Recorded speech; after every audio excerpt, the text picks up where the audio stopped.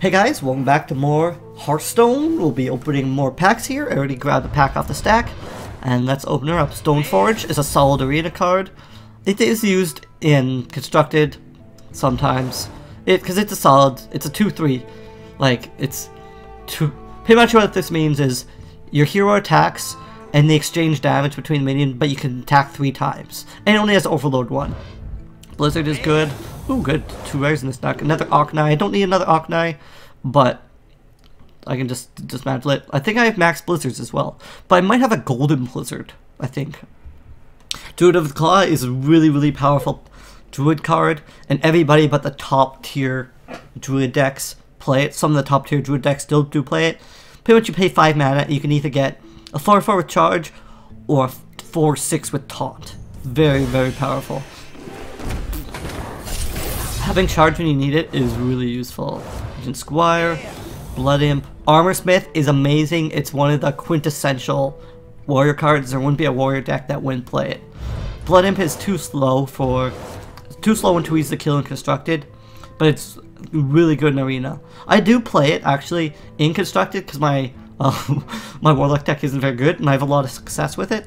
But it's not a card you'd play if you had a really good Warlord deck. So.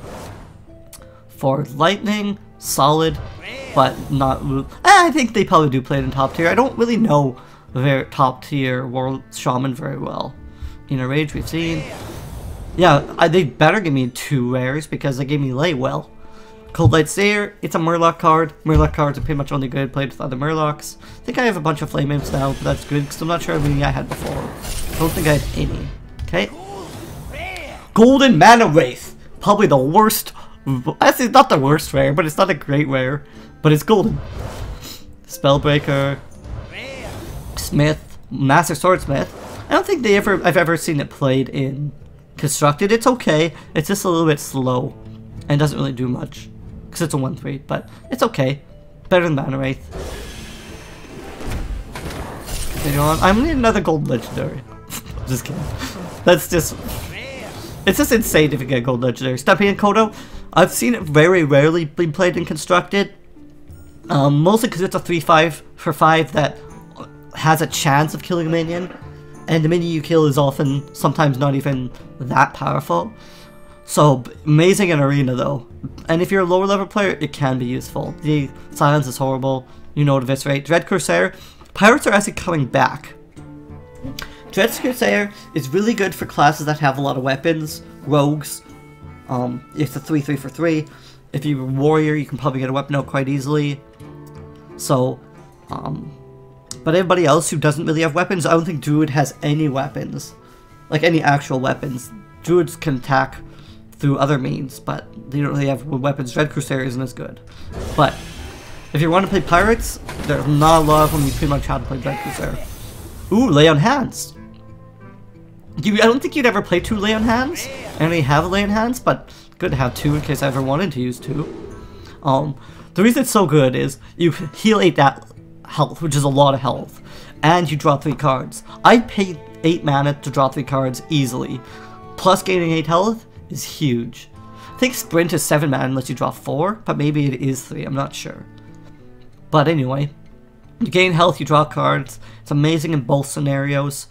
Pretty much always you can gain health. Sometimes you only gain like 5 or something, but you're drawing cards. No one ever fought it.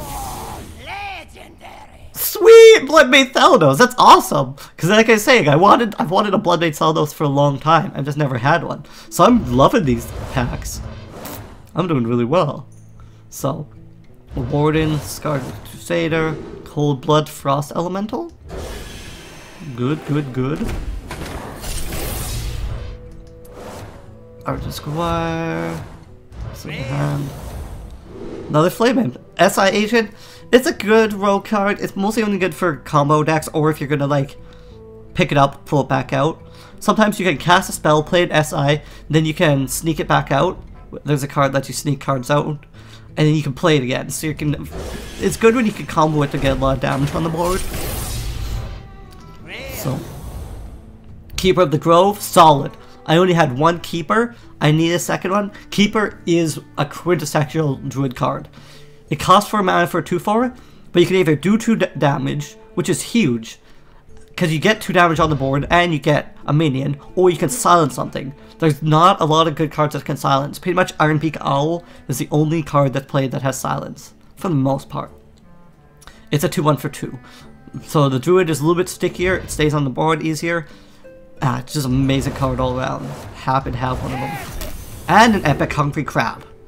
So, I don't think I've ever seen anybody play Hungry Crab. I think I've seen it once in Arena maybe. I don't know why they picked it, but maybe they had really bad other things.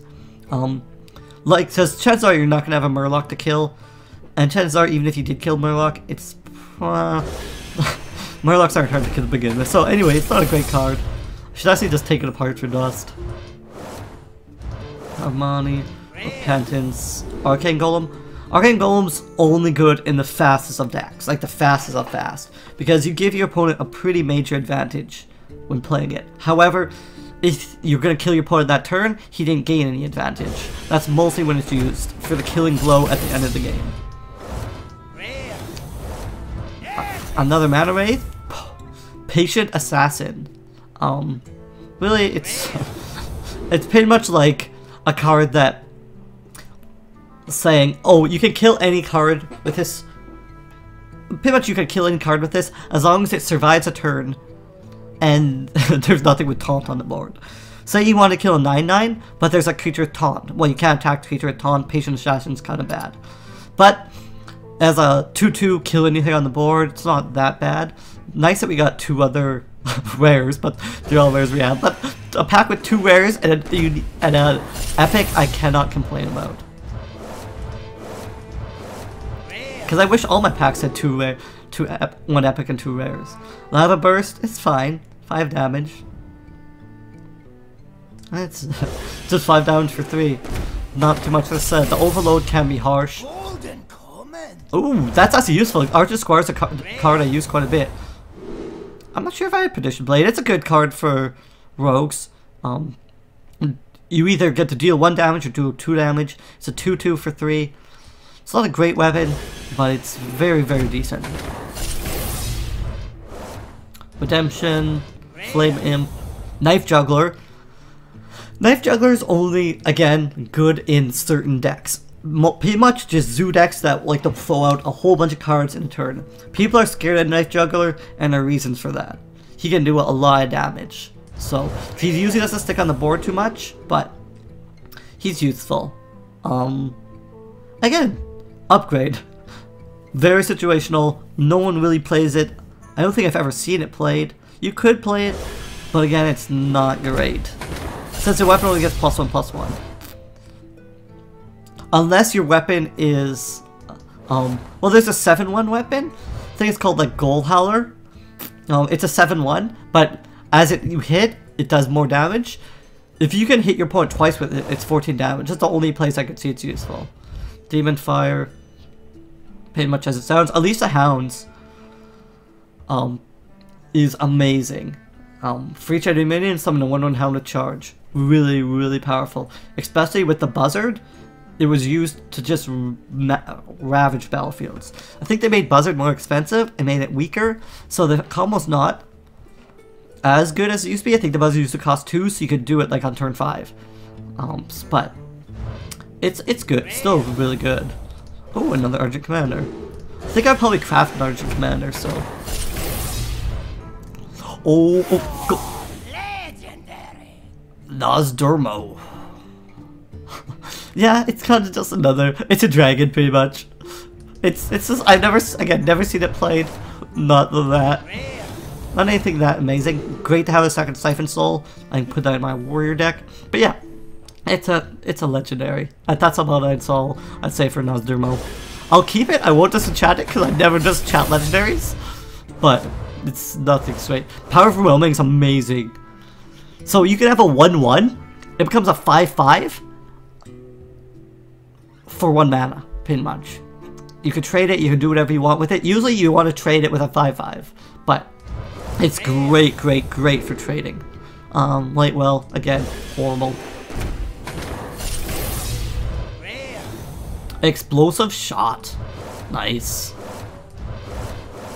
Wisp Wisp. That's nice. They're 1/1s for 0. Horrible. Wind Fury, Sense Demons. We've seen Explosive Shot is good.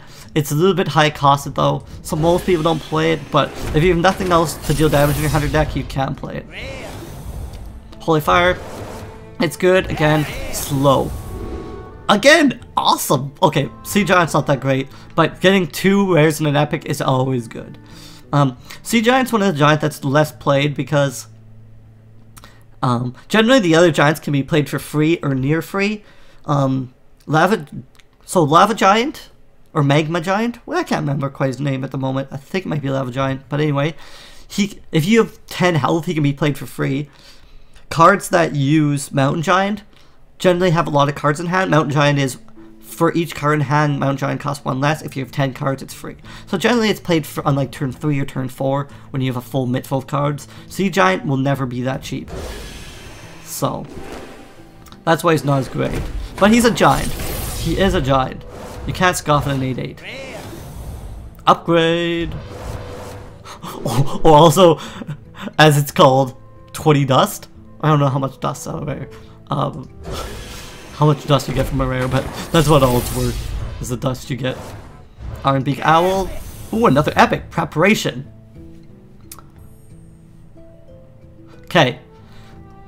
Preparation is good for what's called the Miracle Rogue deck.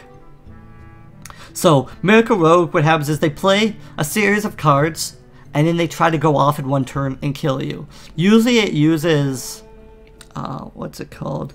Gadgetzan Auctioneer, because Gadgetzan Auctioneer says whenever you play a spell, draw a card. So what you do is you play Preparation for 0, you draw a card, and that spell, hopefully it's a spell, and it will cost less. So then, if the spell costs 3, it's free, you can play it and you draw another card off Gadgetzan. So the idea is you keep drawing cards that are cheaper and cheaper and cheaper.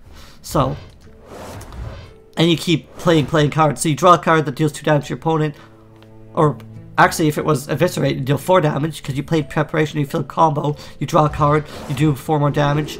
It's a really powerful deck. I don't see it as much anymore, because there's so much aggressive decks, but it's still a possible card. Oracle is a Murloc. That's its claim to fame. It's a Murloc. Also, the idea behind drawing 2 cards is your opponent's probably not going to play his cards. If you're playing a Druid or someone, he's not going to play his cards out as fast as you are. You're playing Murlocs, you're going to be out of cards by like turn 3 or turn 4. So you need the cards more than your opponent does. So the rest are just kind of, some of them are playing Arena, some aren't really. Stoneforge Axe. Cult Master. Cult Master is huge in Arena. It's sometimes played in Constructed, but it's a little bit weak. But what happens is if you can stop your opponent from killing it, every time one of your minions dies, you draw a card. So you can just keep replacing your minions. Angry Chicken. I wish people would play this card because I think it's pretty cool. If you have one way to give it more health and you can damage it, it gets 5 attack, which is pretty sweet on a 1/1 or on a 1-mana card. However, I've never seen anybody do it, and you're actually better off playing the Berserker because he has more ability. He's gonna deal what's he do, like 8 damage, where the chicken isn't. But another epic, Warlock Pit Lord. So yeah, it's a 5/6 for 4. It really hurts you bad, and it's not even that great of value because Yeti is the quintessential 4-drop. It's a 4/5. This isn't that much stronger than a Yeti, but you take 5 damage. I've never seen anybody play it, but like, could be considered good. More good we've seen. Ringleader is a good rogue card because you pretty much, if you get Kama, which is play another spell this turn, you get a 2/2 and a 2/1 for 2. Good. Blood Imp we've seen. Fairy Dragon we've seen. Ancestral Spirit. Give him any Death Rattle, and the Death Rattle says resummon this minion. It's useful, not great. Especially because that minion can be silenced, and then you effectively lose a card. And it depends on the minion you put it on. Golden Frothing Berserker. That's sweet. Oh, he like snarls as well. Eaglehome Bowl is generally considered the best hunter weapon. It's a 3-2 for 3. 3-2 for 3 weapons are pretty much seen as the best. 3 damage is a lot, 2 dexterity is enough to get value. Especially if there are some hunter secrets that are decent, so hunters can actually play it. So anyway, we'll open up one more pack here. Young Priestess, Silverman Guardian, Flaming Cult Master. So yeah, pack we've seen. But anyway guys, we'll call an episode here, and we'll be back in the next episode to open more packs, and we'll move on to Goblins and Gnomes. Thanks guys, later.